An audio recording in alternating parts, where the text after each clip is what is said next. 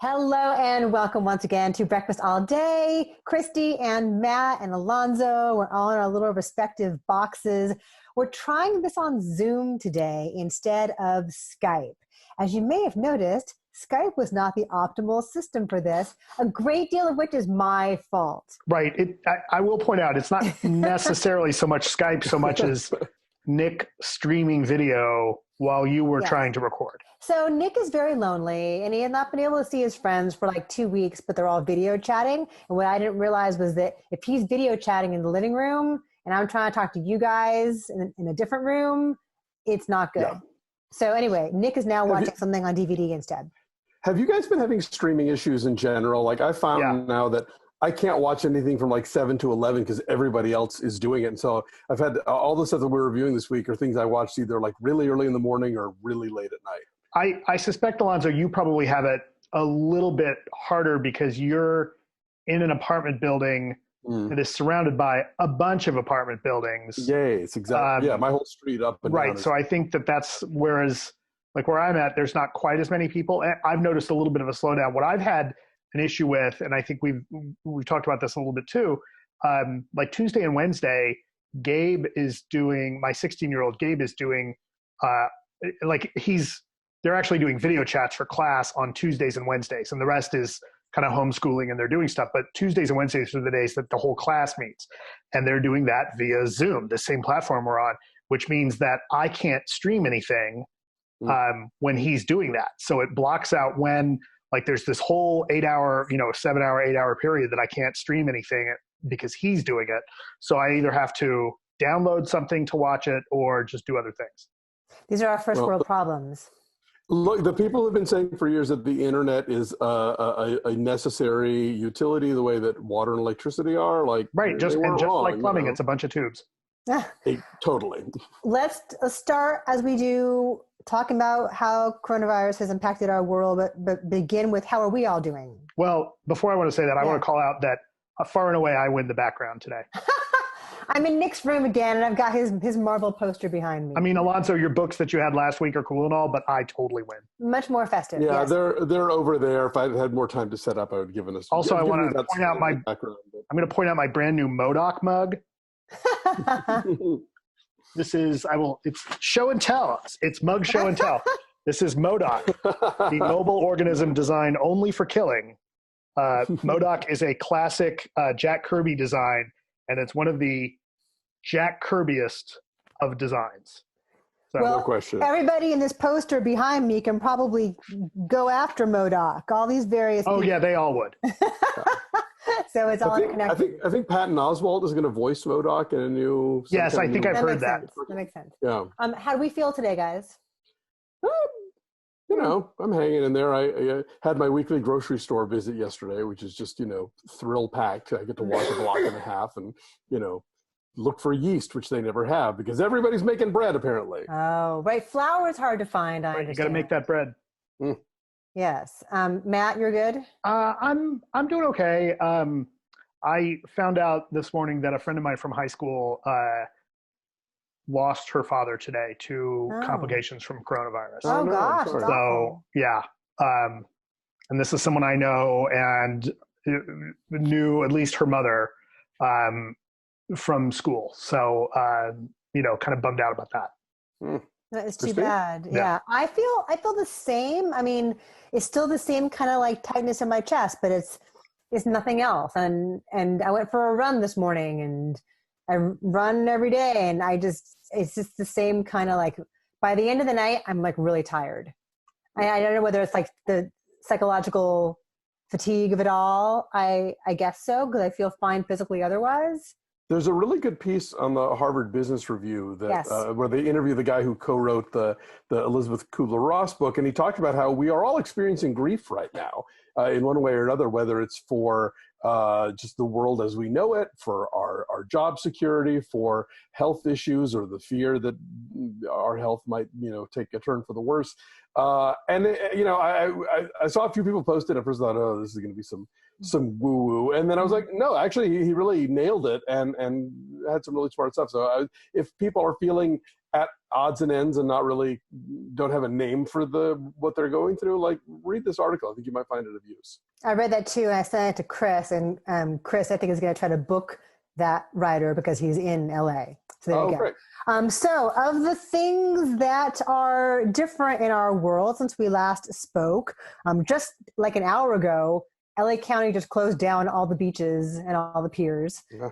People have been congregating and still trying to go outside because it's beautiful out.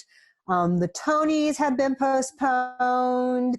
The Olympics have been postponed until next summer. The Golden Globes, I think, are changing their eligibility rules for this year because of the lack of theatrical access for a big chunk of it. I wondered about that. I wonder how the Oscars would handle that kind of thing too. Yeah, they haven't said yet. Yeah. Lady Gaga has delayed her album. It was supposed to come out on April 10th, and now she's postponed it. This Sunday night was supposed to have been the iHeartRadio Awards, and instead they're doing a concert, the iHeart Living Room concert, where people like Elton John, Alicia Keys, the Backstreet Boys, Mariah Carey are going to do performances from their couches or living rooms, whatever. And a bunch of folks are doing that on YouTube. It's like #TogetherAtHome. Jennifer Hudson's is very good. Those of you who are Cats fans, she does sing Memory the way she should have all along. But there's some good.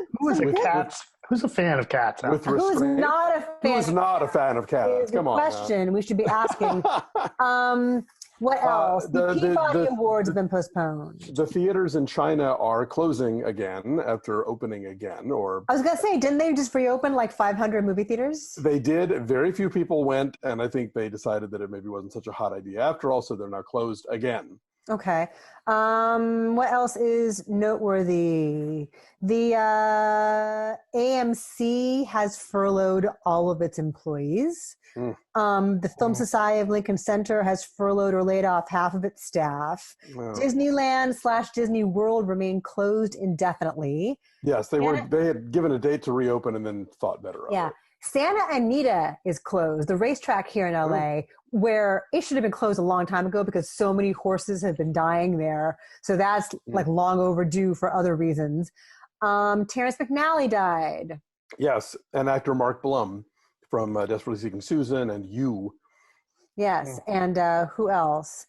There's a great documentary, about Terrence McNally, by the way, that is on Amazon Prime called Every Act of Life, I believe is the title of it. We did it at Outfest a year or two ago. I got to do a Q&A with Rita Moreno. Oh, cool. Great movie. I highly recommend it. Because McNally, if you are like a hardcore movie fan, his plays have not always translated to the big screen that well. Like there are fans of The Ritz and Frankie and Johnny and Love, Valor, Compassion, but he's really more known as a theater guy. But if you look at the breadth of his theater work and the legends that he's worked with, Rita Moreno and Angela Lansbury and all these people who just say, just show up to this in this documentary to gush about him.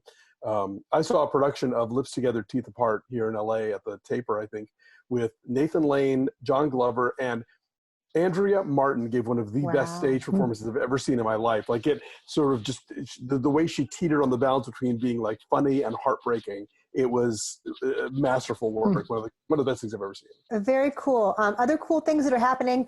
Portrait of a Lady on Fire is out today on Hulu. Get you that. Disney's making some things available early. Call of the Wild and Downhill, because Disney now, of course, owns what was Fox Searchlight. Right. They are available as of today. Never, Rarely, Sometimes, Always will be out on demand on April 3rd. So we should talk about that next week if we can. After I finally get to see it, yes.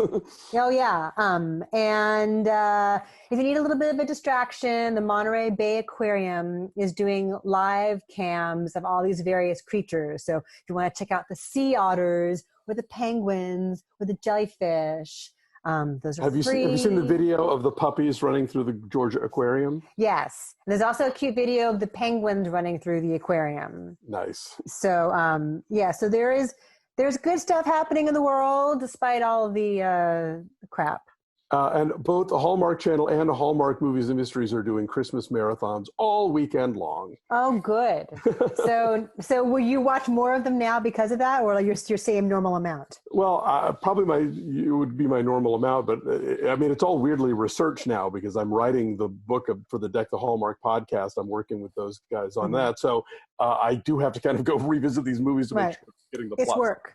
So how do you have the mental, like the space and like the bandwidth to work on a book at this point in your life? Because I don't. I'm having a really hard time working on my book. It's been a challenge. I'll tell you, I have lately been doing a lot of the mechanical stuff more than the things that really require concentration and write. So for example, I found this amazing website called otter.ai that you can drag audio files in and they will transcribe it for you. Oh, cool.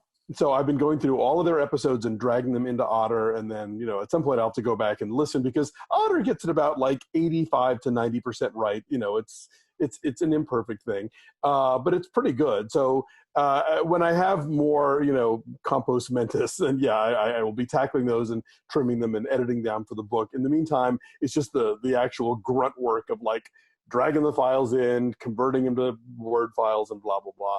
But yeah, it's been hard to focus in general. I've found it's hard to focus, and I'm also having a hard time convincing myself that what I'm writing about is worthwhile at this point in time. It totally is.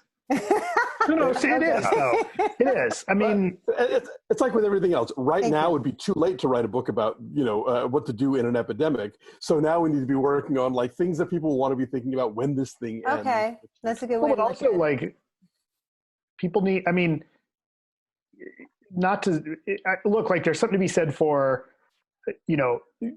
being able to produce a book that people will want to read, which is the whole point, right? I mean, that's why they said that they would publish the book. Like, totally. Look, believe me, I understand. Like, I have trouble concentrating just on a regular day, much less with a pandemic going on.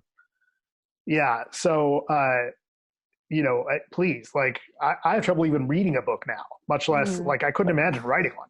Dan McCoy from the Flophouse podcast said that he sort of felt like Burgess Meredith on Twilight Zone, not because like he didn't have glasses, but he's like, stuck in his apartment with all these books he's wanted to read. And he's like, I can't deal with any of these right now.